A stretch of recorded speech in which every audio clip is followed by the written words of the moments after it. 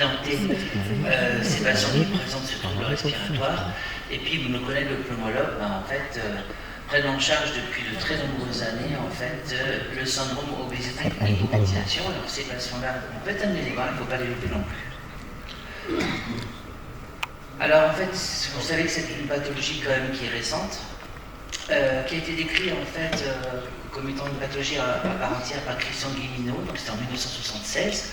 Donc c'est une pathologie qui est donc qui a été décrite récemment. Et en fait, ce qui me tient à cœur dans la définition du syndrome d'apnée du sommeil, c'est l'association de symptômes cliniques. Donc les patients ont une plainte associée à des anomalies respiratoires nocturnes. Et je vais vous parler de la somnolence comme étant en fait un élément absolument essentiel à évaluer. Alors une particularité en fait de nos patients qu'on voit en consultation de cardiologie, ce sont souvent des patients qui sont peu ou pas somnolents. Pour autant, la somnolence reste en fait un symptôme absolument majeur à évaluer. Et donc cette classification, je pense qu'il sera à un moment amenée à être revue parce qu'elle ne correspond plus vraiment à la réalité du terrain.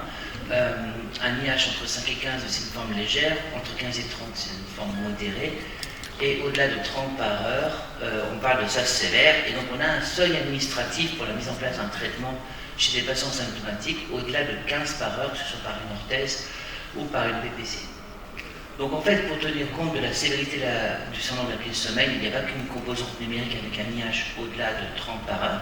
Il faut tenir compte de la sévérité de la somnolence et on retient finalement la composante la plus sévère des deux.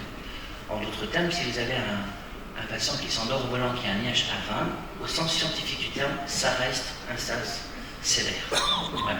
Donc, même si nous sommes confrontés à des patients qui sont peu ou pas somnolents, il n'empêche qu'il faut évaluer en fait la somnolence, son risque accidentel, et finalement un patient qui souffre d'apnée du sommeil va mourir d'un accident de la route ou cardiovasculaire. Voilà. Et ce qu'il faut savoir, c'est que en fait, les patients qui sont les plus somnolents sont à haut risque sur le plan cardiovasculaire, et ça va nous poser un gros problème d'ailleurs dans les études randomisées, puisque par définition, les patients qui étaient inclus dans ces études randomisées de prévention secondaire, les patients qui étaient somnolents étaient exclus de ces études. Donc la somnolence, ça conditionne le risque accidentel, mais ça conditionne également le risque cardiovasculaire. Alors c'est une pathologie, vous savez que c'est une véritable pandémie, voilà, qui affecte à peu près 1 milliard d'individus, et donc on a une tâche immense qui nous attend, ce d'autant que en fait cette publication récente là s'est projetée en 2050. Et on va avoir beaucoup de travail, puisque que ce soit en fait pour des formes légères, modérées, voire sévères, vous voyez qu'on projette une augmentation entre 34 et 43% du nombre de cas de la prévalence de cette maladie, qui a un coût économique qui est très important. Alors c'est vrai qu'on était parti sur une prévalence de 2 à 4% de la population, et au fur et à mesure qu'on a connaissance des études épidémiologiques, ce chiffre n'a cessé d'augmenter pour arriver sur la cohorte de Raphaël Enzer, donc des patients de plus de 40 ans, on trouvait un IH au-delà de 15 par heure chez un homme sur 2 et une femme sur 4. Voilà. On considère actuellement qu'on a encore 8 patients cliniques sur 10 qui s'ignorent, donc ce qui montre l'ampleur de la tâche et qui nous attend. Et si on prend l'étude SAVE, on considère qu'on aurait un patient sur 2 qui a un profil cardiovasculaire qui pourrait être en fait, qui pourrait justifier d'une recherche d'un syndrome d'apnée du sommeil. Et les chiffres que l'on voit généralement en cardiologie, c'est globalement un patient sur 3. Alors la particularité en cardiologie, c'est que ces patients viennent nous voir pour une pathologie cardiovasculaire, mais ils ne viennent pas forcément nous voir pour l'apnée du sommeil. Donc c'est au cardiologue, en fait, en fonction des différentes situations, d'inclure systématiquement dans cette démarche clinique des questions qui visent à rechercher le syndrome d'apnée du sommeil. Et donc ça, c'est l'étude en fait de Raphaël Enzer, qui était impressionnante puisqu'il a effectué il a enregistré plus de 2000 patients consécutifs d'une cohorte de population générale de plus de 40 ans. Il les a enregistrés en polysonographie et l'IH au-delà de 15 par heure concernait un patient sur 2. et une patiente sur 4. Alors ça ne veut pas forcément dire qu'il faut tous les traiter, mais ça nous incite peut-être à revoir en fait les seuils diagnostiques pour cette apnée, parce que on a des mesures différentes, on a des canules nasales qui sont plus précises que les thermistances, et puis surtout, on a eu une évolution en fait des critères de scorage, et donc on ne score plus les mêmes événements actuellement qu'il y a plus de 30 ans. Alors, les conséquences physiopathologiques de cette pathologie, enfin les conséquences physiopathologiques de la maladie apnique, donc c'est une répétition de collapsus partiel ou complet, qui vont entraîner des désaturations, qui vont entraîner des micro-réveils, qui vont fragmenter notre sommeil, qui vont entraîner des variations en fait de pression intrathoracique qui vont avoir des conséquences hémodynamiques majeures et qui vont entraîner en fait une cascade en fait d'événements intermédiaires dont la répétition va faire le lit en fait des maladies cardiovasculaires et en premier lieu en fait des morts subites, des AVC, de l'insuffisance cardiaque, essentiellement aussi de l'hypertension artérielle avec un effet taux de réponse et à un moindre degré en fait les maladies coronaires. Donc en fait, on va dire que c'est peut-être au départ une maladie ORL, puisque en fait une zone qui est dépourvue de structures rigides et qui est particulièrement vulnérable, c'est l'espace ici rétro-bassinlingual. Mais en fait, c'est une maladie qui comporte plusieurs composantes. Alors il y a une composante anatomique qui est évidente, une composante qui est dynamique, mais pas que en fait. Donc on s'aperçoit qu'il y a des endotypes qui sont en fait prédominants de façon variable d'un individu à l'autre et qui pourront constituer d'ailleurs une cible thérapeutique, je dirais personnalisée, notamment avec le développement de la stimulation du 12 et ça peut être aussi une cible pharmacologique. Donc l'aspect anatomique, l'aspect fonctionnel avec une inefficacité des muscles dilatateurs du pharynx, mais il ne faut pas non plus méconnaître l'instabilité du contrôle ventilatoire et un seuil d'éveil respiratoire bas qui varie d'un individu à l'autre et dont on sait en fait qu'il est plus bas chez les femmes. Alors, si on décortique en fait un événement apnique, qu'est-ce qui se passe? Vous avez une fermeture complète des voies aériennes qui va donc entraîner une désaturation, qui va donc générer des mouvements de lutte. Ces mouvements de lutte vont entraîner une négativation extrêmement importante de la pression intrathoracique qui peut atteindre jusqu'à moins 80 cm d'eau. Et finalement, c'est cette augmentation de la pression intrathoracique qui va générer en fait un micro-réveil salvateur qui va restaurer la tonicité des muscles dilatateurs du pharynx et mettre donc un terme à cet événement qui est une suffocation, mais au prix de la multiplication de la fréquentation du sommeil et avec par la multiplication de ces micro-réveils. Et le dénominateur commun en fait entre une limitation de débit qui entraîne des efforts, une hypopnée ou une apnée, c'est en fait les efforts respiratoires, c'est vraiment une nerf à guerre, c'est ça qui va finalement générer le micro-réveil, qui va interrompre en fait l'événement respiratoire. Alors si vous me permettez un petit focus cardiologique sur l'évolution de la fréquence cardiaque durant un événement, lorsque vous débutez votre apnée, en fait, il y a une mise en jeu du système vague, parce qu'il y a une stimulation des récepteurs C intrabronchiques, qui va donc entraîner plutôt une bradycardie. Et donc, on sait que l'apnée de sommeil obstructive peut être source en fait de bradycardie sinusale, de pause sinusale, ce qui peut être amené à interpeller nos rythmologues. Et on voit ensuite que le micro-réveil en fait entraîne une décharge catécholergique qui se traduit par une augmentation de la fréquence cardiaque. Et c'est vrai que les premiers cardiologues qui se sont intéressés à l'apnée du sommeil avaient bien décrit cette variabilité de la fréquence cardiaque avec le développement de certains algorithmes sur les holters rythmiques qui permettaient en fait de suspecter en fait cette maladie apnique. Alors ces événements, ils sont particulièrement dangereux lorsqu'ils surviennent en sommeil paradoxal, qui est une période de vulnérabilité physiologique, une véritable tempête végétative, et on sait que les événements qui surviennent en sommeil paradoxal sont associés de façon très étroite à la survenue d'événements cardiovasculaires et en particulier le développement de l'hypertension artérielle. Raison pour laquelle, et ça c'est un message clinique, c'est que si on vise une prévention cardiovasculaire, un impact cardiovasculaire de la pression de la BPC, il faut impérativement couvrir la deuxième partie de nuit, c'est-à-dire celle où prédomine le sommeil paradoxal. Et donc, ces événements entraînent de véritables coups de butoir, des poussées hypertensives qui sont impressionnantes en post-apnéique. Bien sûr, il y a aussi le développement en fait de radicaux libres, d'une dysfonction endothéliale. Tout ça fait le lit de la maladie coronaire et de l'athérome coronaire. Mais il y a aussi des effets hémodynamiques qui sont majeurs avec une augmentation aussi du retour veineux, une augmentation de la pression transmurale, une diminution des volumes d'éjection systolique et de la fraction d'éjection. Et on sait que le sas obstructif est pourvoyeur d'insuffisance cardiaque. Donc la répétition en fait de ces phénomènes aigus, hypoxémie, réoxygénation, hypercapnie, changement de pression intrathoracique, micro-AV, entraîne donc une cascade d'événements qui aboutissent et qui favorisent ou qui aggravent les pathologies cardiovasculaires. Il y a également une dimension métabolique sur laquelle je ne vais peut-être pas trop m'étendre, puisque en fait on a eu pas mal de communication là-dessus, mais il s'opère un véritable cercle vicieux en fait entre l'obésité et l'apnée du sommeil. Et on sait que la répétition en fait des hypoxies, la fragmentation du sommeil entraîne un déséquilibre de la balance sympatho-vagale avec une production accrue de catécholamine.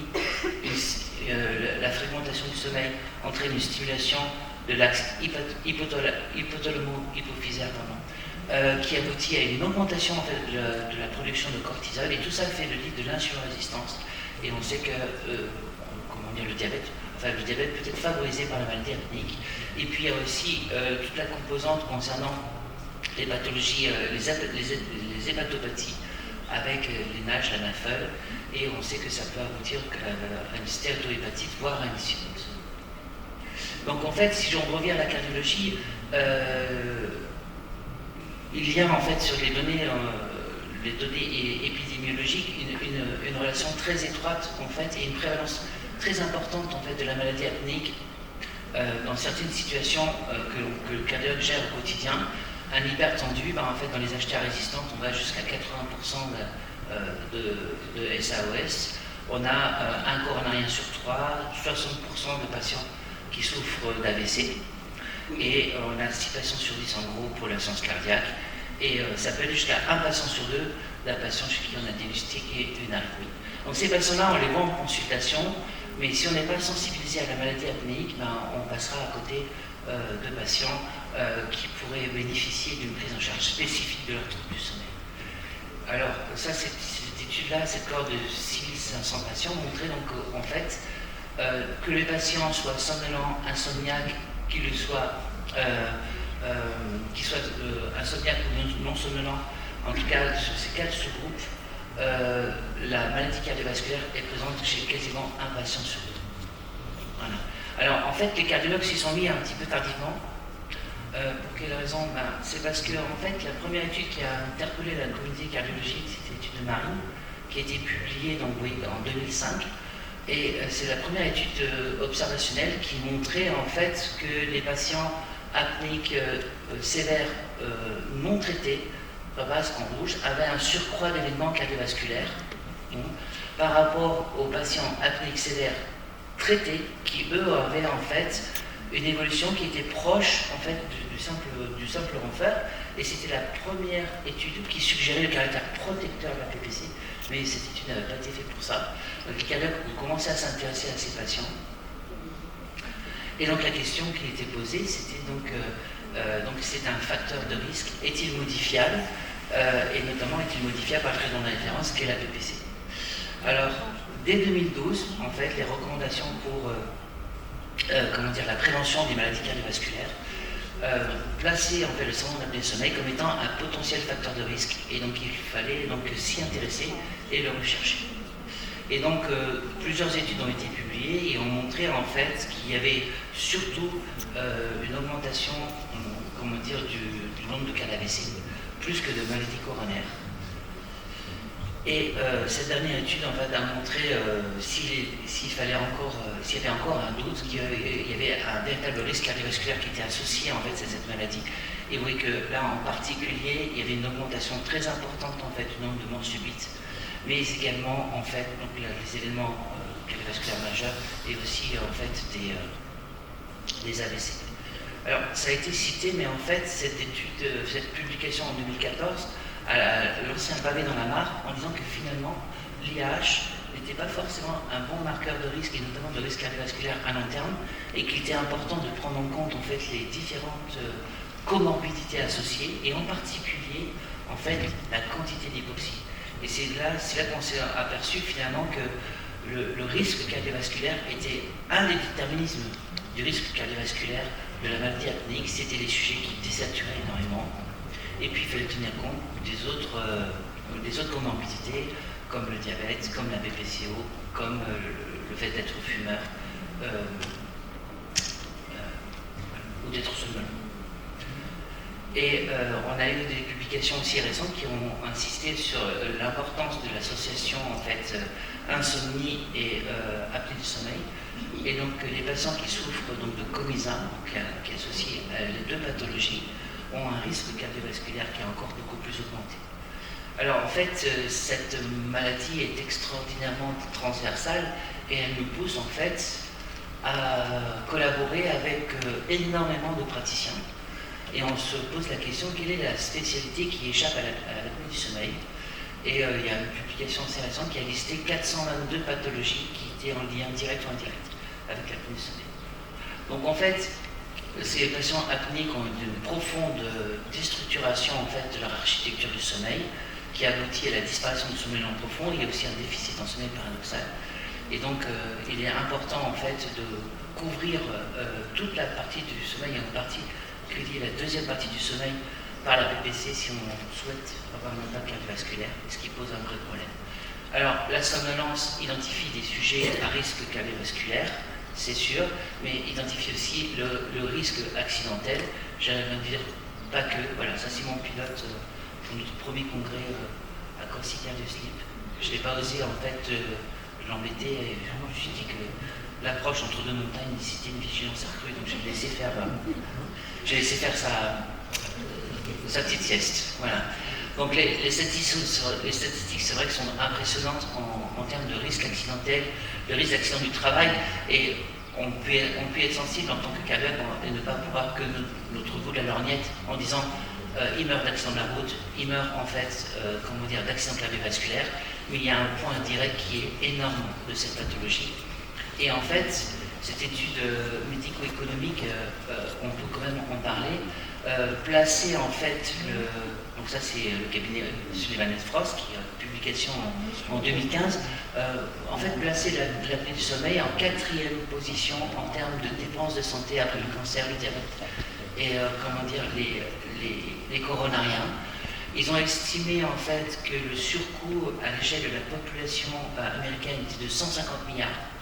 Et ils ont fait une simulation que s'ils traitaient tous les patients, en fait, ça pourrait aboutir à une économie annuelle de 100 milliards de dollars. Donc le poids, en fait, il est énorme. Alors, ce qu'il faut savoir, c'est qu'on ne peut pas mettre tous les patients apnéiques dans le même sac. Et donc cette première étude, en fait, des Corpus de la Loire, s'intéressait et avait identifié 5 clusters. Et en fait, en fonction des caractéristiques phénotypiques de chaque cluster, on avait en fait un risque, une adhérence au traitement qui était totalement différent. Alors nous, on va voir surtout des SARS comorbides chez des sujets âgés. Alors ceux-là, ils n'ont pas forcément beaucoup de symptômes. Est-ce qu'il faut vraiment les traiter chez les sujets les plus âgés? Ça, c'est vraiment une question. Les patients pour lesquels, en fait, on avait probablement les meilleurs résultats, c'était des patients qui étaient très symptomatiques.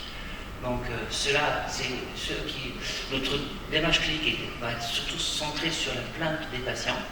On a un cluster féminin qui, avec des plaintes fréquentes d'insomnie et de dépression, qui aboutit à des retards diagnostiques et pour lesquels finalement le traitement par PPC n'est pas forcément toujours la meilleure solution. Et donc on s'aperçoit que finalement, les patients qui étaient les plus répondeurs à la PPC, c'était les patients qui étaient les plus symptomatiques. Alors, je voulais juste en fait partager avec vous un cas clinique pour vous illustrer en fait comment on peut être amené à découvrir cette maladie apnéique à partir d'une consultation tout à fait anodine, puisque ça c'était un patient qui est venu me voir en se disant à mon âge ça serait bien que j'aille voir un cardiologue parce que mon frère s'est fait opérer de la carotide. Et donc ce patient en fait avait un examen clinique qui n'était pas très qui était sans anomalie, que c'était une pression artérielle diastolique qui était un petit peu élevée. Voilà, le patient était un petit peu essoufflé, et puis vous connaissez un bon sommeil, et puis je ne sais pas si vous avez remarqué, mais quand vous posez la question est-ce que vous ronflez, en fait, on répond toujours sur le ronflement du conjoint. Donc il faut parfois un petit peu insister. Donc effectivement, il ronflait, il se levait 1 à 2 fois pour uriner, mais il dit, vous savez, docteur, c'est la prostate. Il avait un déport à 7, il faisait la sieste régulièrement, mais plutôt par plaisir. Il se réveillait en forme et il avait quelques troubles de mémoire. Alors ce patient, il est venu me voir parce qu'il avait un problème son frère avait un problème de carotide, et sa première crainte, c'était d'avoir la même pathologie d'une sténose serrée de la carotide. Donc je lui ai fait un Doppler des troncs supraortiques. Et là, j'ai trouvé en fait une augmentation de l'épaisseur intima média. Et puis, dans ces cas-là, je fais toujours une petite échoscopie, je regarde, et là, je suis interpellé par une dilatation de l'aorte initiale à 48 mm, qui n'était pas vraiment expliquée. Et donc, alors, je ne vais peut-être pas tous cardiologue, mais qu'est-ce qu'on fait dans ce cas-là? On va peut-être rechercher l'hypertension, peut-être. Et donc, du coup, le patient, je lui ai fait MAPA. Et en fait, c'est un patient qui avait un profil non deeper. Donc, on n'avait pas cette baisse physiologique de 10% de la pression artérielle. Et donc, là, j'avais commencé à avoir des arguments pour me dire, mais est-ce que ce patient, est-ce que j'ai pas intérêt à l'enregistrer? Alors, quels seraient les arguments pour lui faire une polygraphie ventilatoire nocturne? Donc, il a une HTA diastolique, j'ai une dilatation de l'aorte qui est inexpliquée. Ce patient, en fait, a une symptomatologie à minima, il est non deeper, j'ai une augmentation de l'épaisseur intima média. Donc, en fait, j'ai quand même, voilà. Donc, ça, c'est des arguments, on va dire, qui sont un peu cardiologiques pour, en fait, enregistrer ce patient. Alors, si j'avais proposé à mon patient un question stop bang, ben, en fait, je pense qu'il n'aurait pas échappé. Alors, le question stop bang, il est bien dimensionné pour rechercher le stage chez l'homme. Par contre, il n'est pas du tout adapté pour la femme. Donc, ce patient, du coup, alors, la question, c'est quels sont les outils cardiologiques qui nous permettent, en fait, de nous interpeller sur une potentielle maladie hernique sous-jacente. C'est une prédominance nocturne de la pression artérielle ou l'aspect non deeper avec la MAPA. En échographie, ça peut être une dilatation de l'aorte initiale, et moi je constate assez fréquemment chez les patients apnéiques. On peut peut-être l'expliquer par le fait qu'une apnée entraîne en fait une poussée catécholaryngée et entraîne des poussées hypertensives qui peuvent jouer comme des coups de butoir sur une paroi artérielle qui est fragile. Et puis, on peut effectivement repérer en fait les premiers signes, les marqueurs infracliniques d'athérosclérose, qui est l'augmentation de l'épaisseur intima média. Et systématiquement, en fait, je fais une coupe sous-costale pour rechercher un anévrisme de l'aorte abdominale. Et là, je vous assure qu'on a souvent des surprises. Voilà. Et on peut amener, en fait, à constater un remodelage ventriculaire gauche, directement en lien, en fait, avec les variations de la vie pneumologique, parce qu'il a comme des données oscillimétriques assez inquiétantes. Alors, est-ce que je vais traiter ce patient? À votre avis, le suspense son comble? Moi, je pense. Alors, si une patiente me dit, mais pourquoi vous voulez le traiter, docteur? Je pense que vous avez quand même des symptômes. Il y a un risque de développer une hypertension artérielle. On a une dilatation de l'aorte initiale. Alors, même si on n'a pas de démonstration dans les études, on peut imaginer que le fait de contrôler les apnées, de contrôler ces poussées hypertensives, ça devrait contribuer à éviter en fait la progression de la dilatation de l'aorte initiale. Ces patients-là, à 48 mm, on opère au-delà de 55. L'augmentation de l'épaisseur intima média, et puis c'est un patient qui est quand même à très haut risque sur le plan cardiovasculaire. Alors après la question comment on va le traiter, on va lui mettre une PPC, je pense. Alors est-ce que vous vous mettez plutôt un mode fixe chez ces patients-là, en mode autopiloté? On va peut-être essayer un mode autopiloté avec une pression minimale un petit peu élevée compte tenu de son surpoids. Alors, et c'est là qu'on se dit que finalement tout ce travail-là a été quand même utile parce que le patient était hyper observant de son traitement. Et ça, c'est une situation qu'on voit souvent en cardiologie. C'est pour ça qu'on peut être amené à proposer des preuves thérapeutiques. C'est que le patient s'est senti franchement amélioré. Et en fait, on entend cette phrase assez souvent. Ah ben finalement, docteur, cette machine, elle me fait du bien. Je ne dormais pas si bien que ça. Et en fait, le souci qu'on a en cardiologie, c'est qu'on est confronté à des patients qui ont tendance à minorer, à sous-estimer en fait leurs symptômes et à considérer que leur certain degré de mauvais sommeil, c'est la norme. C'est pour ça que je plaide pour une épreuve thérapeutique quand on est confronté à ce genre de tableau et ce genre d'histoire. Alors, est-ce que c'est suffisant? On va dire que dans la petite cerise sur le gâteau, c'est que ce patient a une MAPA de contrôle, et c'est assez remarquable puisqu'on a totalement normalisé son profil tensionnel, et on a donc rétabli une baisse physiologique de la pression artérielle suite à la mise en place de la PPC. Voilà. Donc ce patient, je considère que je lui ai rendu service. Je vous rappelle qu'au départ, il était venu me voir parce qu'il avait uniquement la crainte d'avoir une cavité bouchée. Voilà. Donc c'est ça un petit peu le quotidien en fait du cardiologue, c'est-à-dire c'est de devoir rechercher une pathologie qui ne constitue pas un motif de consultation, et donc plus on est sensibilisé à cette pathologie, plus on la cherche et plus on la trouve. Alors, j'espère ne pas trop vous embêter avec des études et sur l'impact cardiovasculaire de la PPC, mais je voudrais quand même signaler quand même qu'il y a une relation effet dose-réponse avec la sévérité du sommeil, en d'autres sortes.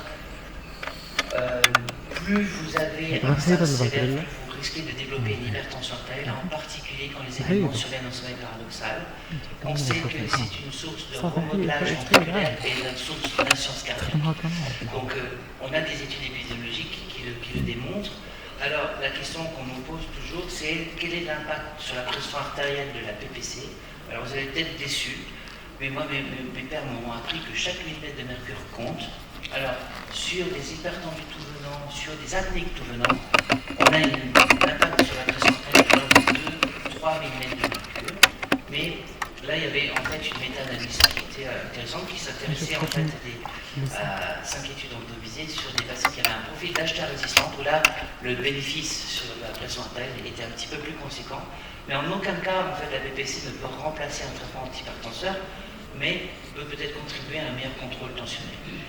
Alors, il y a un effet aussi au niveau des coronaires.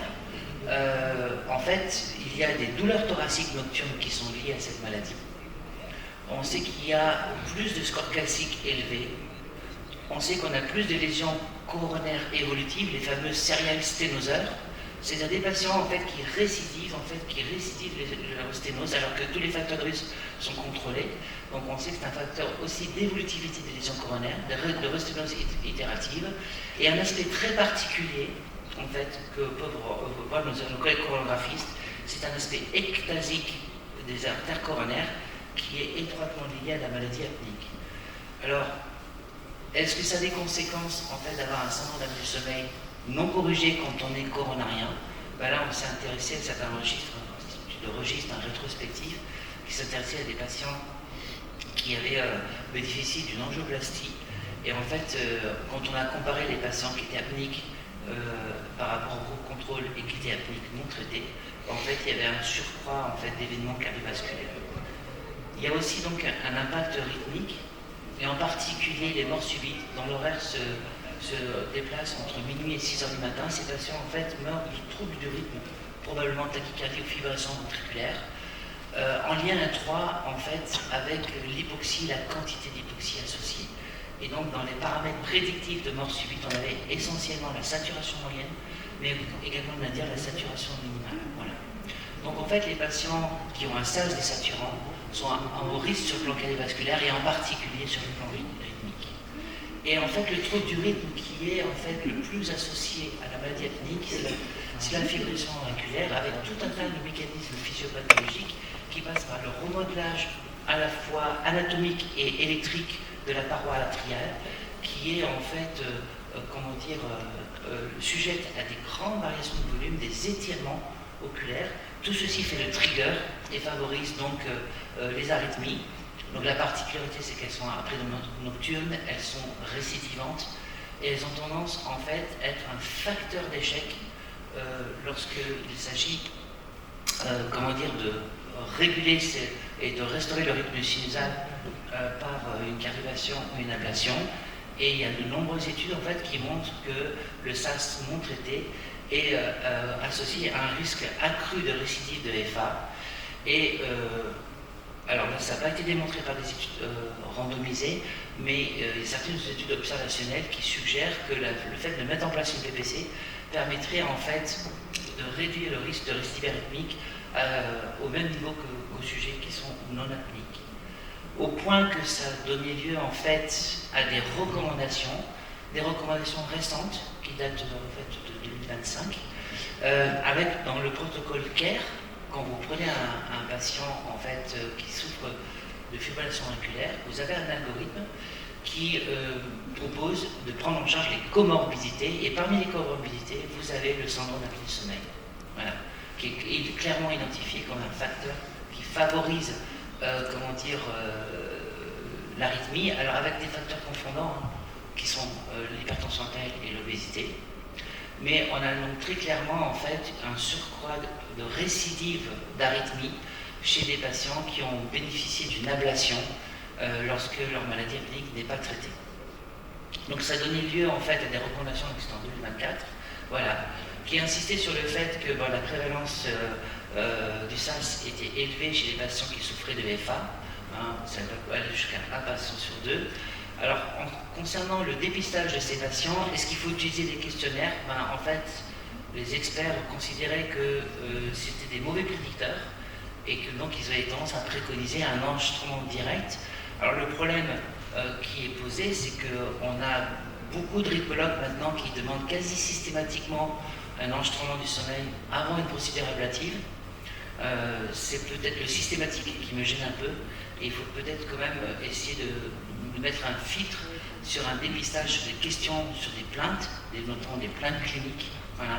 Mais toujours est-il qu'on sait qu'il y a un risque accru de récidive après cas de version et ablation.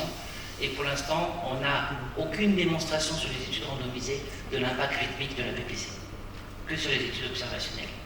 Donc ça, c'était pour vous dire que, en fait, on a un lien étroit entre les anévrismes de l'artère abdominale et l'apnée du sommeil. On a jusqu'à 40% de patients, en fait, qui ont un IH pathologique, et le facteur qui détermine la progression, en fait, de ces anévrismes, c'est seulement l'hypoxie, l'index de désaturation. Et là, on a encore une étude encore plus impressionnante, où on a plus de 70% des patients qui ont été opérés d'une dissection aortique qui présentent un IH anormal, et on a à peu près certains qui doit y avoir une relation entre l'hypertension, les poussées hypertensives, la maladie ethnique et en fait cette complication médico-chirurgicale. En ce qui concerne l'AVC, on a donc sur les chiffres, on a globalement 60% de patients qui souffrent d'apnée du sommeil chez les patients qui ont un AVC ischémique. Mais si vous prenez une population masculine de patients qui présentent un AVC cryptogénique, c'est-à-dire pour lequel on n'a strictement aucune étiologie, on peut monter jusqu'à 84% de présence de SARS, au point que dans certains services de neurologie, la polygraphie fait partie du bilan systématique. Alors, les patients qui souffrent d'un AVC et qui doivent être appareillés, c'est véritablement problématique. Alors, on sait que c'est des patients qui ont un AVC qui est plus marqué, une hospitalisation qui est plus longue, une mauvaise récupération, des troubles cognitifs plus importants, une surmortalité. Donc il y a un effet particulièrement délétère en fait de la maladie apnéique sur les AVC. Pour autant, est-ce que c'est facile de traiter? Non. Est-ce qu'on a une démonstration évidente de l'impact de la PPC chez ces patients-là? La réponse est non. On a des difficultés à les appareiller, ces patients qui sont aphasiques, hémiplégiques, donc il y a une réelle difficulté à l'utilisation de ces dispositifs, et ensuite se poser la question de savoir dans quel timing et à quel moment en fait on va enregistrer ces patients. Est-ce qu'il faut les enregistrer à la phase aiguë, dont on sait qu'ils font beaucoup d'événements centraux? Est-ce qu'il y a un intérêt à mettre en place la PPC pour diminuer la zone de pénombre et favoriser la récupération?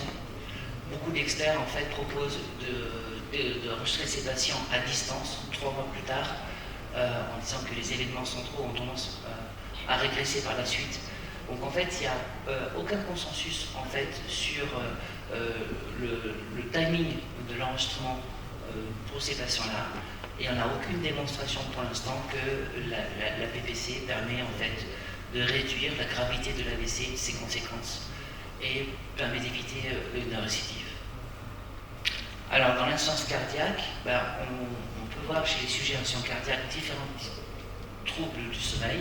On peut avoir bien sûr des apnées obstructives, mais plus vous évoluez vers la déchéance myocardique et plus vous verrez des apnées centrales qui en sont la conséquence. Et donc le cardiologue sera amené à être sollicité ou en tout cas fera un bilan cardiologique complet dès lors qu'on verra des apnées centrales associées à la respiration Cheyne-Stokes. Et on sait qu'un traitement efficace et qu'une guérison d'une cardiopathie peut entraîner la disparition complète des événements centraux de la respiration Cheyne-Stokes. Donc il y a un impact qui est pronostic qui est majeur, et on sait qu'on a une surmortalité chez ces patients qui souffrent de troubles respiratoires nocturnes, que ce soit de nature obstructive ou centrale. Voilà. On sait qu'il y a un impact favorable de la PPC sur la FEVG. Donc en fait, ces patients-là, il faut les traiter. Il faut les traiter, mais le rationnel, c'est que des études observationnelles. Aucune étude randomisée n'a établi très clairement l'intérêt de la PPC chez ces patients-là, par des difficultés de recrutement. Et donc, ces études ont tout dans le même sens. Il y a une surmortalité chez les patients insuffisants cardiaques qui souffrent de sas obstructif non traités par rapport à ceux qui le sont. Donc, ça a donné lieu à des recommandations. Et la dernière, c'est une recommandation de 2022. Même s'il n'y a pas d'argument, en fait, je dirais, formel dans la littérature, ils préconisent de traiter le sas obstructif chez l'insuffisance cardiaque avec un hémorroïde de grade 2. Alors, en fait, on a une prise en charge qui est basée à la fois sur les symptômes et à la fois sur l'index d'apnée-hypopnée. Et dans les recommandations, dans les critères de remboursement de prise en charge de la PPC en France, on peut apparier un patient entre 15 et 30 dès lors qu'il est symptomatique et qu'il souffre d'une comorbidité cardio-respiratoire. Mais il s'agit d'une comorbidité clinique. Or, et donc il faut être symptomatique. Or, il se trouve que l'IH est un marqueur diagnostique très imparfait. D'abord, il varie d'une nuit à l'autre. Ensuite, pour l'instant, il n'y a pas d'abac en fonction de l'âge, mais je ne pense pas que ça soit normal d'interpréter un IH à 20 par heure chez un sujet de 20 ans par rapport à un sujet de 80. Je pense que ce n'est pas les mêmes critères. Et puis surtout, il ne reflète pas du tout les événements cardiovasculaires et il ne prédit absolument pas le risque cardiovasculaire. Alors ça a été confirmé par l'étude en prévention primaire, l'étude Hypnolos, et puis un des derniers essais randomisés d'importance qui a été effectué dans la maladie coronaire, c'est l'étude ISAAC, et en fait ils n'ont pas trouvé de différence entre un IH inférieur à 15 ou supérieur à 15, notamment chez les patients non traités en termes de risque cardiovasculaire. C'est la raison pour laquelle on a besoin d'autres biomarqueurs. Et donc on voit apparaître maintenant de nombreuses publications concernant des biomarqueurs et en particulier la charge hypoxique. Donc maintenant tous les polygraphes proposent la charge hypoxique. Et donc là il s'agit de mesurer très précisément la quantité d'hypoxie, donc l'air sous la courbe. Donc c'est exprimé en termes de profondeur de désaturation, en pourcentage, de durée. Et là il s'agit de mesurer la quantité d'hypoxie en lien avec des événements de type apnée ou hypopnée. Et donc on sait que la charge hypoxique est étroitement liée à la maladie et à la mortalité cardiovasculaire. Dans les autres biomarqueurs, on a le PWAD, le Pulse Wave Drop Index. Voilà. Donc il s'agit de mesurer le nombre d'activations sympathiques dont l'origine peut être l'agression du système nerveux autonome par des événements obstructifs, et puis également la variabilité de la fréquence cardiaque. Et donc, ces biomarqueurs ont tendance à refléter la réactivité du système nerveux autonome. Et l'idée de se dire, c'est d'essayer de faire un diagnostic précoce et que la PPC, a priori, serait d'autant plus efficace qu'elle s'adresserait à des patients dont le système nerveux autonome est préservé. Et que lorsqu'on arrive chez des patients qui ont une complication cardiovasculaire, on arrive peut-être un petit peu trop tard. Et donc, notre challenge, ça va être de repérer les patients les plus à risque. Et on sait que la charge hypoxique, qui est une véritable évaluation quantitative de l'hypoxie en lien avec des événements, elle est étroitement liée à la mortalité cardiovasculaire, à l'incidence des événements cardiovasculaires. Donc c'est une notion qu'on avait déjà, mais ça permet d'être encore un peu plus précis. Donc les sas désaturants sont vraiment les sas à plus haut risque. Ensuite, dans la variabilité de la fréquence cardiaque, qu'est-ce qui nous intéressait? C'est de mesurer le moment où la fréquence cardiaque est à son minimum et au moment où elle est au maximum. Et cette variabilité de la fréquence cardiaque, reflète le fonctionnement du système nerveux autonome. Et l'idée est de se dire que les patients qui ont une variabilité de la fréquence cardiaque qui est modérée, voire faible, sont peut-être des patients, pas forcément des bons patients pour la BPC, parce qu'il y a déjà une altération en fait du système nerveux autonome. Donc ça, la variabilité de la fréquence cardiaque va apparaître dans certains polygraphes. Un polygraphe en fait propose, c'est le Lowenstein, il propose en fait de mesurer le Pulse Wave Drop Index, le P-WAD, et l'idée c'est de se dire également qu'un patient en fait qui a une réactivité autonomique préservée serait plus un bon candidat pour l'effet préventif cardiovasculaire de la BPC, plutôt qu'un patient dont le barorécepteur serait totalement altéré et qui identifierait donc des patients, certes à haut risque, mais pour qui la BPC risque de ne pas être très bénéfique. Et donc, si je dois vous parler en fait de l'intérêt de la BPC, parce que la question en fait, c'est qu'on dit que le SAS, c'est reconnu comme étant un facteur de risque cardiovasculaire. Alors, si c'est un vrai facteur de risque cardiovasculaire, ça sous-entend une réversibilité de ce risque en utilisant le traitement de référence. Alors, on a des études qui sont intéressantes, mais qui sont uniquement observationnelles.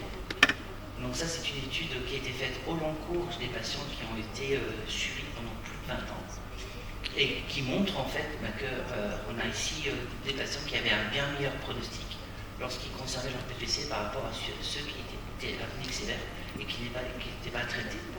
Donc on a intuitivement l'impression que les patients meurent moins sous PPC.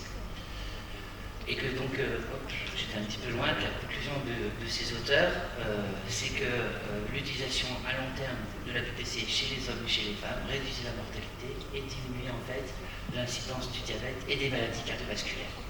Alors ça, cette étude, elle est très intéressante, c'est une étude de données de vie réelle dont je parlerai tout à l'heure, qui concernait 480 000 patients, l'étude du professeur Pépin, l'étude publiée par le professeur Pépin. Donc ce sont des données qui sont issues de la sécurité sociale et du télésuivi, et des données en fait globales de la sécurité sociale. Et parmi les 480 000 patients qui étaient télésuivis, il y avait quasiment la moitié à 3 ans qui interrompaient leur PPC.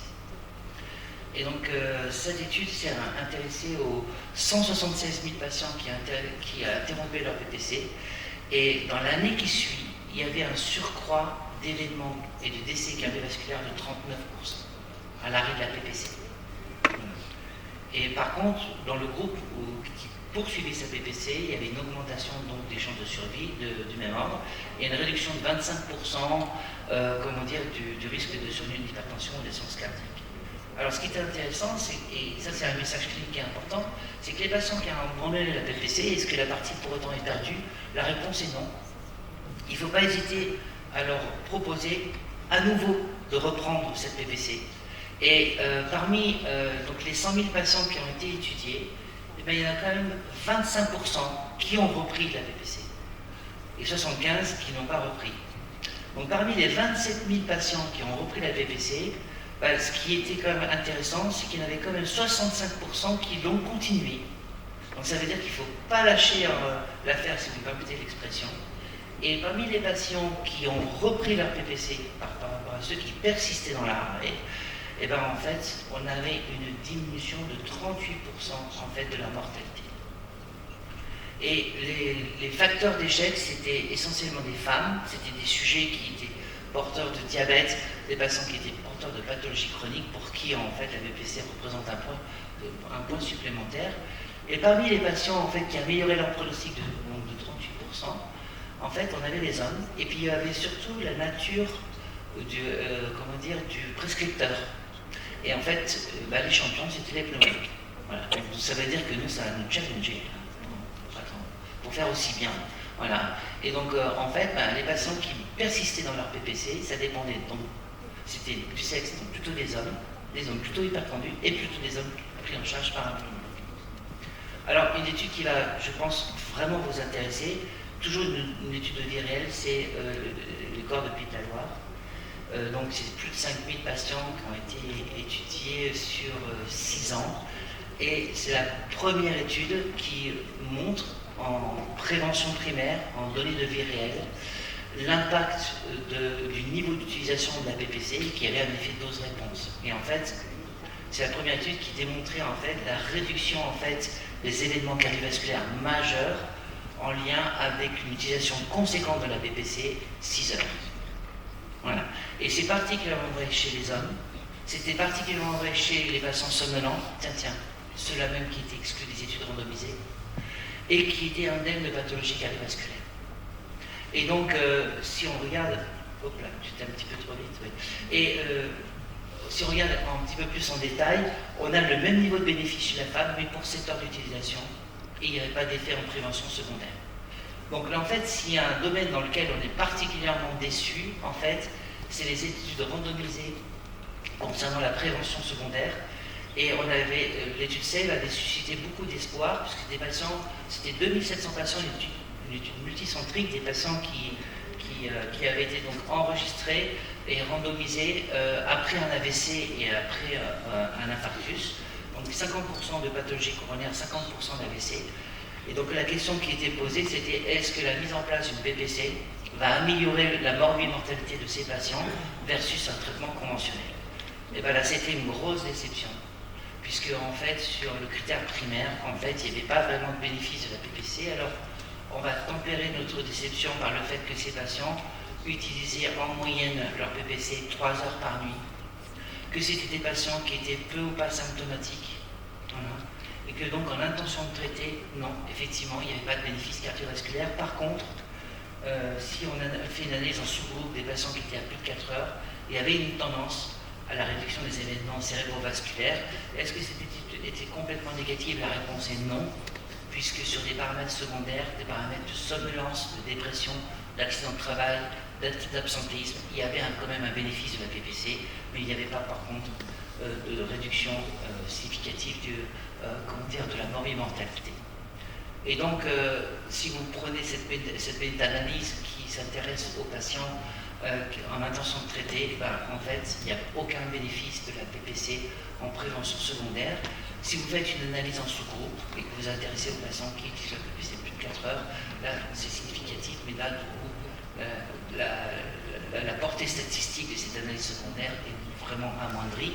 Alors, je ne pense pas que les études randomisées soient adaptées pour les patients apniques qui ont une pathologie cardiovasculaire, parce que en fait c'est des patients qui sont ultra sélectionnés, qui ne reflètent pas l'hétérogénéité de la population apnique. Il y a une faible utilisation de la PPC, il y a des patients qui sont plutôt bien traités, le nombre de patients est insuffisant, la durée de suivi est insuffisante, le nombre d'événements à évaluer est insuffisant, ce qui limite la puissance statistique, et donc du coup je ne pense pas qu'on aura un jour une démonstration formelle. Alors, cette étude, en fait, a à nouveau réinterprété et regardé en particulier le niveau d'observance des patients qui avaient été inclus dans l'étude SAVE, l'étude Ricazza et l'étude Isaac. Donc ça, c'est les 3 essais majeurs de prévention secondaire qui avaient été tous négatifs. Voilà. Donc c'était principalement des hommes, vous voyez, et l'observance moyenne était à 3 heures, et elle diminuait encore la première année. Et ils se sont intéressés en fait aux patients qui étaient à plus de 4 heures, et là on avait une diminution en fait du risque cardiovasculaire dans le groupe observant chez les patients qui étaient à plus de 4 heures. Alors je vous ai parlé en fait des biomarqueurs, mais en fait en quoi ils pourront nous aider dans notre pratique quotidienne, peut-être à mieux stratifier le risque cardiovasculaire et les bons candidats pour la PPC. Et donc ça, cette étude, le docteur Trési-Pur était parmi nous en fait, donc c'est son équipe, le professeur Gagnedou, qui a démontré en fait que la charge hypoxique était vraiment le meilleur prédicteur de la réponse en termes de réduction cardiovasculaire sous PPC. Une sous-étude concernant Ricazza s'intéressait à la variabilité en fait de la fréquence cardiaque, et on s'est aperçu que chez les patients, dans le sous-groupe de patients qui étaient sous PPC et qui avaient la variabilité la plus élevée, donc un système nerveux autonome réactif, il y avait un effet bénéfique de la PPC par rapport à ceux qui avaient une variabilité qui était basse. Et on retrouve un résultat un petit peu identique chez des patients qui avaient un pivot élevé ou un pivot bas, mais là il s'agit en fait de l'étude de prévention primaire de Creux-Pays de la Loire, et il semblait qu'il y avait un bénéfice en fait chez les patients adhérents à la PPC dès lors qu'ils avaient un PIWAD élevé par rapport aux patients qui avaient un PIWAD bas. Donc en fait, qu'est-ce qu'on va retenir de ces biomarqueurs? C'est que ça va nous permettre d'identifier les patients à très haut risque sur le plan cardiovasculaire. Concernant la variabilité cardiaque, on va peut-être repérer les patients qui sont les plus candidats pour la PPC, c'est-à-dire ceux qui ont une variabilité cardiaque conservée. Et pour ce qui est du PIWAD, on va essayer de repérer les patients qui ont en fait un PIWAD élevé par rapport à ceux qui ont un PIWAD bas. Donc en fait, ce dont on a besoin, c'est d'avoir en fait un consensus sur la méthode de mesure, qu'on ait des seuils applicables en population générale, des seuils robustes, et que ensuite ça peut être reconnu par les sociétés savantes et intégré en fait dans notre pratique quotidienne. On est juste au début de l'histoire chez ces patients-là. Alors, j'ai fait peut-être une diapo un petit peu lourde, mais c'était juste pour insister sur l'importance de ces biomarqueurs. La variabilité de la fréquence cardiaque, elle va refléter l'activité du système nerveux autonome, c'est-à-dire c'est la capacité en fait du système nerveux autonome à réagir face à une agression. Et si on a une variabilité cardiaque basse, on a une mauvaise réponse autonomique, on a un système nerveux autonome qui est peu réactif, on a une altération des barorécepteurs, on arrive peut-être après la bataille. Là, je pense que ces patients-là, probablement, ne sont pas des bons candidats pour la PPC en prévention secondaire. Par contre, concernant le PIWAD, c'est également le reflet de l'activité du système nerveux autonome, mais c'est aussi le reflet de la réactivité vasculaire et de la fonction endothéliale. Et on sait qu'en fonction de l'âge, en fait, les artères ont tendance à se rigidifier, donc il faudra certainement avoir des ABAC. Et là aussi, si vous avez un PIWAD bas, ça traduit une fonction endothéliale altérée, une moindre capacité au vaisseau en fait de se dilater, et c'est souvent lié à une augmentation permanente du tonus sympathique et de la vasoconstriction. Donc en fait, j'ai emprunté cette diapositive au professeur Henzer parce que je trouvais qu'elle était très parlante et que l'intérêt de la PPC, de l'impact cardiovasculaire de la PPC, devrait en fait plus concerner des patients pour lesquels on est au début de l'histoire, c'est-à-dire une maladie cardiovasculaire qui est débutante, avec des biomarqueurs qui suggèrent qu'on a un système nerveux autonome dont le fonctionnement est préservé. Et l'idée, en fait, ça serait d'infléchir en fait cette évolution par la PPC, alors qu'on a la sensation que dès lors qu'on fait le diagnostic d'une maladie apnéique chez un patient qui a une maladie cardiovasculaire qui est installée, avec un barorécepteur qui est fatigué, avec des biomarqueurs qui suggèrent un système nerveux autonome peu réactif, on a la sensation que la PPC ne sera pas utile chez ces patients-là. Donc la question, en fait, c'est pour qui faut-il se battre?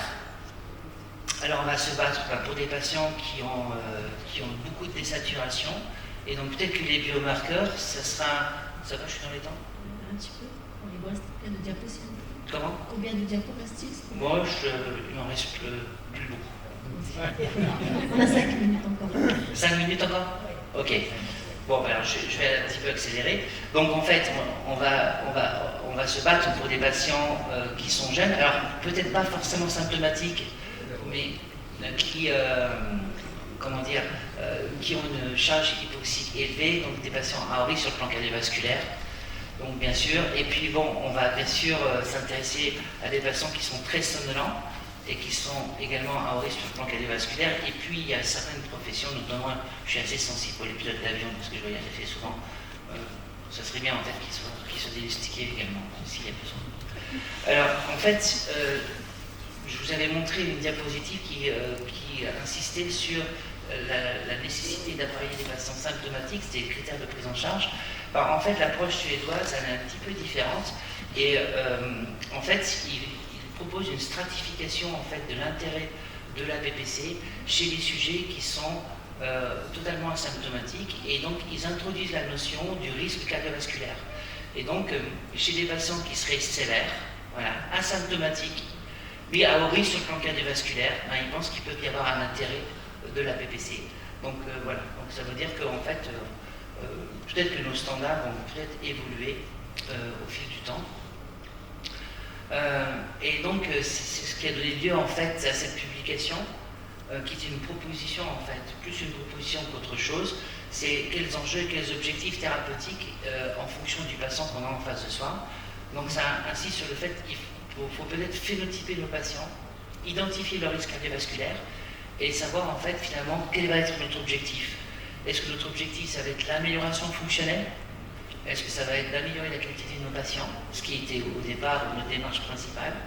Dans ces cas-là, on sait que 4 heures d'utilisation de la PPC peut suffire, et donc on peut adapter et moduler cet objectif en fonction du patient qu'on a et de sa plainte.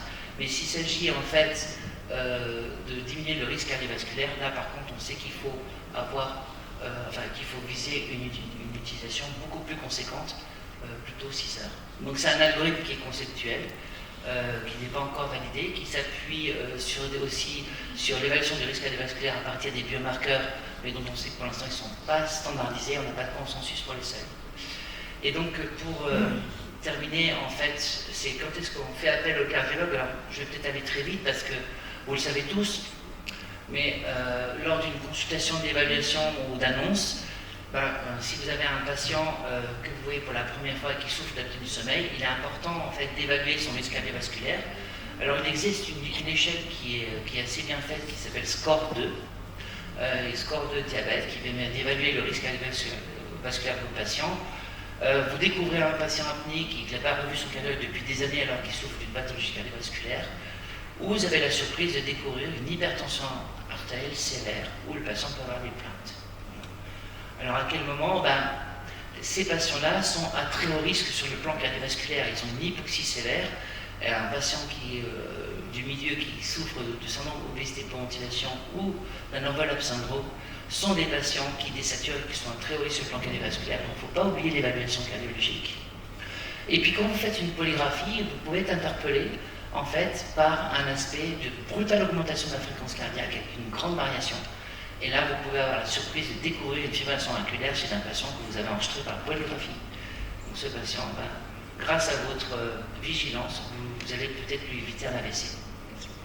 Et puis, vous allez peut-être avoir besoin de cardiologue au moment où vous allez découvrir un sas central avec respiration Cheyne-Stokes. Là, vous dites qu'il va falloir faire un bilan cardiologique complet. Et donc, votre cardiologue va rechercher une cardiopathie, va rechercher une coronaropathie, va rechercher des troubles du rythme, va surtout et avant tout traiter la cause. Et si votre cardiologue est efficace, il va peut-être guérir le patient de sa cardiopathie et de son sas central. Voilà.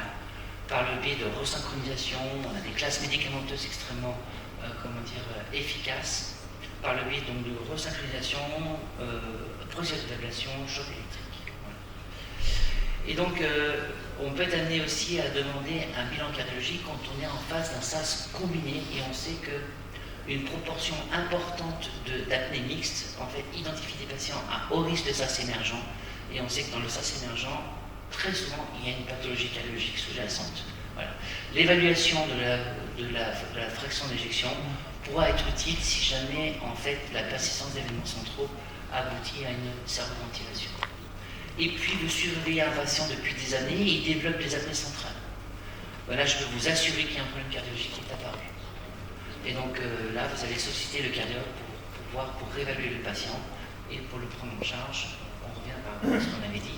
Et n'oublions pas, donc ça c'est les recommandations françaises concernant la prise en charge du sas central qui ont été publiées il y a 2 ans, que dans le bilan pré-thérapeutique de la mise en place d'une servoventilation, il faut impérativement faire un quai du sang pour ne pas méconnaître une forme hypercapnique, certes, mais surtout faire aussi une échographie cardiaque, car une FEVG inférieure à 45% constitue une contre-indication à ce mode de ventilation qui est le plus efficace pour prendre en charge le sas central. Donc j'en ai bientôt terminé. Et dans le cadre de surveillance de PPC, vous voyez là, on a une oxymétrie de contrôle, et cette oxymétrie de contrôle, elle n'est pas si mal que ça, mais là, hop, on voit que le patient a fait un passage en FA, et grâce à votre vigilance, vous avez peut-être évité à ce patient de faire un AVC.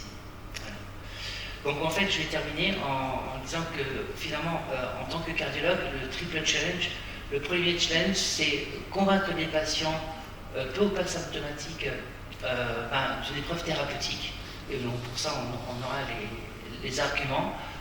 Les patients ils vont souvent en reculant, donc là, il faut faire preuve de patience et bien prendre le temps d'expliquer les tenants et les aboutissants aux patients.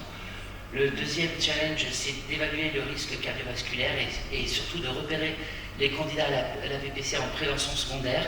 Et donc là, je pense que les biomarqueurs vont pourront nous être très utiles. Et le troisième challenge, ça va être de convaincre le patient, certes, mais qu'il utilise sa PPC de façon conséquente et maximale si l'on vise l'impact cardiovasculaire. Voilà. Et donc pour terminer, je vais dire que donc, cette pathologie elle reste méconnue. Bien sûr, ces complications reposent sur les complications, sa gravité repose sur des complications accidentologiques, mais aussi cardiovasculaires et métaboliques. Voilà. Cette prévalence, elle est encore plus élevée dans la population pleine de pathologies cardiovasculaires. Ces patients-là, vous les voyez aussi. Voilà. Et que c'est un facteur de risque supplémentaire qui favorise, qui aggrave en fait les pathologies cardiovasculaires, donc qui aggrave le pronostic. Voilà. L'IH n'est pas le meilleur marqueur de gravité, il est remis en cause de plus en plus par les experts, et donc on va s'attacher aux comorbidités, à la charge hypoxique, à une prise en charge qui va être une prise en charge multimodale. Le traitement de référence, certes, reste la PPC. On a un effet qui est démontré de façon certaine sur l'amélioration de la qualité de vie, la réduction des risques accidentels. Il y a un intérêt aussi des traitements combinés. En prévention primaire, les données de vie réelle suggèrent un bénéfice cardiovasculaire au-delà de 6-7 heures. Voilà. Moi, je suis à peu près certain qu'il y a une amélioration pronostique de ces patients, mais je pense qu'on aura du mal à mettre en place des études randomisées qui permettent de le démontrer. Et donc, du coup, je pense que les données de vie réelle ont un réel intérêt, mais elles sont source de biais. Et donc, ça, c'est le problème. Et pour ce qu'il faut retenir des biomarqueurs, et je n'aurai terminé, l'IH est un marqueur donc, imparfait de la sévérité de la pathologie apnéique, de la prédiction du risque cardiovasculaire, de la réponse au traitement par PPC. Et donc, ces biomarqueurs devraient permettre une approche personnalisée du SAS, mieux définir et mieux stratifier le risque cardiovasculaire de ces patients, mais on est encore au début de l'histoire pour ces biomarqueurs, une meilleure individualisation thérapeutique et surtout repérer donc les patients à haut risque, pour ceux qui sont peu ou pas symptomatiques, et pour les patients qui ont fait un accident cardiovasculaire, sélectionner vraiment les bons patients en prévention secondaire. Et voilà, j'ai terminé, je vous remercie. Merci beaucoup, Dr. Barma, pour cette présentation qui est très claire et très enrichissante. On ouvre la discussion pour le public s'il y a quelques questions. On a moins de 10 minutes. Est-ce qu'il y a des cardiologues dans la salle?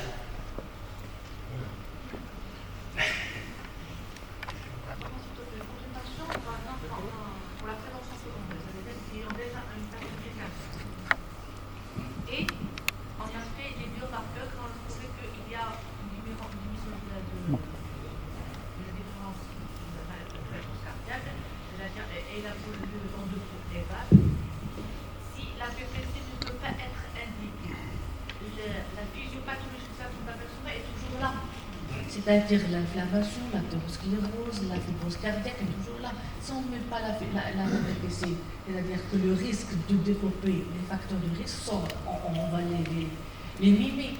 En moins, on peut pas faire en moins la PPC fixe à petite pression. Parce qu'on ne va pas altérer trop le système neurovégétatif, et même pour la paroi qui est un peu altérée. Alors, on revient à notre concept d'épreuve thérapeutique, mais peut-être dans le but d'amener plutôt le patient sur le plan fonctionnel. Mais en fait, ça y est, le patient que tu décris, tu identifies un patient à haut risque cardiovasculaire, mais malheureusement la PPC risque de ne pas servir à grand chose. Donc ça veut dire que si on lui propose la PPC, c'est pour des raisons plutôt de plainte. Là, il n'y a pas de discussion. Un patient qui a fait un infarctus, qui a des biomarqueurs qui suggèrent un système nerveux autonome défaillant, si le patient est symptomatique, on va forcément le traiter.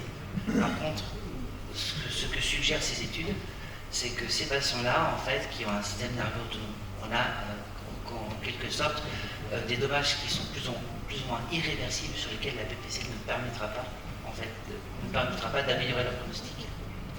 Et donc au départ, si on enregistre ces patients, c'est de se dire que le rôle du cardiologue, l'objectif du cardiologue, c'est peut-être de diminuer le risque cardiovasculaire du patient et d'améliorer en fait son pronostic. Ben, en fait, la réponse est a priori non chez ces patients-là qui ont des biomarqueurs avec un pivot bas, avec un delta heart rate bas.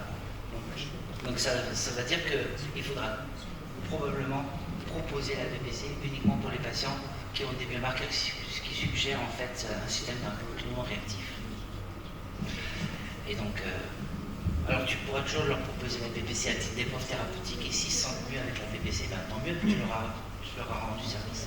Mais malheureusement, le paradoxe de ces patients-là, c'est qu'ils sont à haut risque sur le plan cardiovasculaire, à haut risque de récidive, mais la PPC n'influera pas leur pronostic. Merci beaucoup, docteur. Docteur Barba, s'il vous plaît, j'ai une question en tant que cardiologue. En fait, on voit de plus en plus de papiers sur les SGLT2 dans les syndromes d'apnée de sommeil. Sur les SGLT2, les SGLT2 oui. dans les syndromes d'apnée de sommeil. Est-ce que vous voyez, est-ce qu'on imagine que les SGLT2 peuvent être à terme un traitement dans les syndromes d'apnée de sommeil, notamment dans leur forme centrale peut-être? Parce que peut-être il y a beaucoup d'études dernièrement, même en 2026, on a publié un papier avec un niveau de preuve qui n'est pas très élevé. Oui, mais en fait, qui démontre quand même une réduction significative des apnées centrales parmi les patients qui sont traités. Et en fait, on a vu un papier sur l'Entresto et également donc, du coup sur les IGLT2. Et donc ça fait partie de notre... Alors c'est pas nouveau, hein, parce qu'on a des vieilles études qui démontraient déjà qu'on diminuait les apnées centrales avec les bêta-bloquants.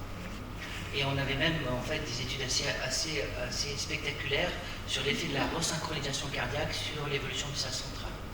Donc ces études ont tout dans le même sens, hein, c'est-à-dire que quand on a des apnées centrales, il faut déjà traiter la cause.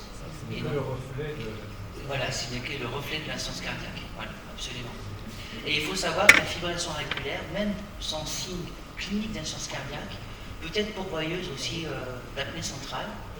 Et donc, du coup, autant pour le sas obstructif, la fibrillation auriculaire est le trouble du rythme le plus fréquent et qui est souvent la conséquence, autant la fibrillation auriculaire dans l'autre sens peut être pourvoyeuse d'apnée centrale et mérite en fait d'être prise en charge.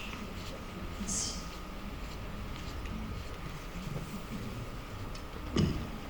Merci pour la parole accordée et merci au docteur Barouin pour cette magnifique présentation.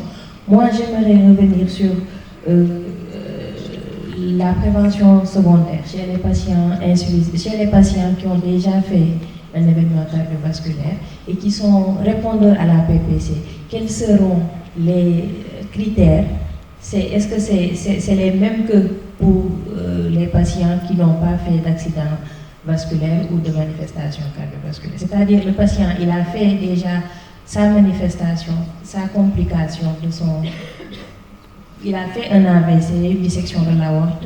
Il est bon candidat à la PPC. Comment dérouler cette thérapeutique? Alors je pense qu'on n'a pas encore vraiment la réponse à cette question parce que on n'a pas encore défini en fait de façon très très claire les seuils et que les seuils ne seront pas forcément les mêmes en prévention primaire et en prévention secondaire, ne seront pas les mêmes en fonction de la population étudiée et donc ils ne seront pas forcément les mêmes en fonction de l'âge. Donc on est vraiment au tout début de l'histoire. On sait que ces biomarqueurs sont très prometteurs. On sait qu'ils vont nous aider à stratifier le risque du patient, personnaliser le traitement, mais on n'a pour l'instant pas les données qui nous permettent en fait de dire celui-là, c'est avec certitude on va diminuer son risque par rapport à une autre population. On n'a pas encore les seuils et il va falloir un petit peu avoir des données un petit peu plus conséquentes. Alors, il y a 3 grands camps, hein. Il y en a une à Boston, il y en a une à Lausanne, et il y a une du corps de Pays de la Loire. Et donc, en fait, des travaux sont en cours pour essayer de déterminer au mieux ces seuils. Mais pour l'instant, il faut déjà qu'on se mette d'accord sur la façon de mesurer ces biomarqueurs et de standardiser la mesure des biomarqueurs. C'est-à-dire comment on mesure une charge hypoxique, quelle est la définition en fait d'un écrasement de pouls, et les seuils aussi qu'il va falloir déterminer pour la variabilité de la fréquence cardiaque et tenir compte notamment d'un traitement bêta-bloquant. Parce qu'il y a des patients qui sont sous bêta-bloquant. Comment on évalue la variabilité de la fréquence cardiaque chez un patient sous bêta-bloquant? Donc en fait, on aura besoin d'ABAC et on aura besoin certainement en fait de seuils qu'on devra interpréter en fonction du traitement qui est pris, en fonction de la nature de la population, en fonction de l'âge. Donc je pense que pour les biomarqueurs, c'est très intéressant, mais on est au début de l'histoire. Les études pour lesquelles en fait on a vraiment beaucoup de data et beaucoup de preuves, c'est plutôt la charge hypoxique. Mais ça nous conforte dans l'idée qu'il faut traiter les patients qui ont un sas extrêmement désaturant, et y compris s'ils reconnaissent peu ou pas de symptômes. Alors là, on est un petit peu en dehors du cadre, par exemple, de la prise en charge en France.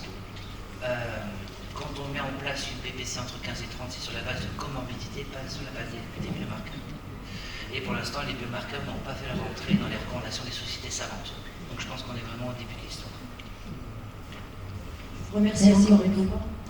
Je pense que par un souci de temps, est-ce qu'on peut arrêter les questions ici? Je peux poser la question, s'il vous plaît. Allez, une petite Une dernière. dernière question, s'il vous plaît. Oui, s'il vous plaît, les décompensations cardiaques droites, on voit beaucoup de patients avec des SAS et des décompensations qui arrivent chez nous en cardiologie, juste avec des œdèmes et tout ça. Et effectivement, là l'intérêt des SGLT2, parce qu'il y a un effet de diminution de la charge. Est-ce qu'il y a, c'est sur hyperpression pendant la nuit. Je sais qu'en général, quand on les apparaît, on les voit beaucoup moins dans nos cabinets. Est-ce que vous avez une expérience dans ce sens? Alors, vous parlez de patients qui souffrent de SAS centrale, ou de SAS obstructif, ou de SAS combiné. Plutôt de décompensation cardiaque droite et avec beaucoup d'événements pulmonaires qui font l'aller-retour entre le cardio et le pneumo. Ça, c'est pour ces patients, c'est une prise en charge optimale cardio-pneumo, surtout avant tout, avant de se poser la question de la prise en charge de, des troubles respiratoires nocturnes, surtout si ce sont de nature centrale. S'ils sont de nature obstructive, en fait, les sociétés savantes se sont contentées d'études observationnelles qui suggéraient qu'il y avait un effet bénéfique de la PPC et qu'il y a un effet notamment bénéfique sur la fraction d'éjection, donc sur des études de courte durée. Donc intuitivement, on a envie de traiter ces patients parce que toutes les études vont dans le même sens, c'est qu'il y a une surmortalité chez ces patients-là parce qu'ils sont non traités par la PPC. Mais on n'a pas d'études randomisées qui démontrent formellement le bénéfice de la PPC. Ce manque d'études, en fait, ça n'a pas été un obstacle pour la société américaine à la HA qui a proposé en fait un niveau de grade 2A de mettre en place une PPC chez les patients en soins cardiaques quand ils souffrent de SAS obstructif. Quand vous avez une dysfonction ventriculaire gauche et que vous avez un SAS central, la prise en charge est surtout et avant tout cardiologique et éventuellement pneumologique. Merci encore une fois pour cette belle présentation. Je vous invite à rester encore dans la salle parce qu'il y a un symposium qui est très important juste après. Merci.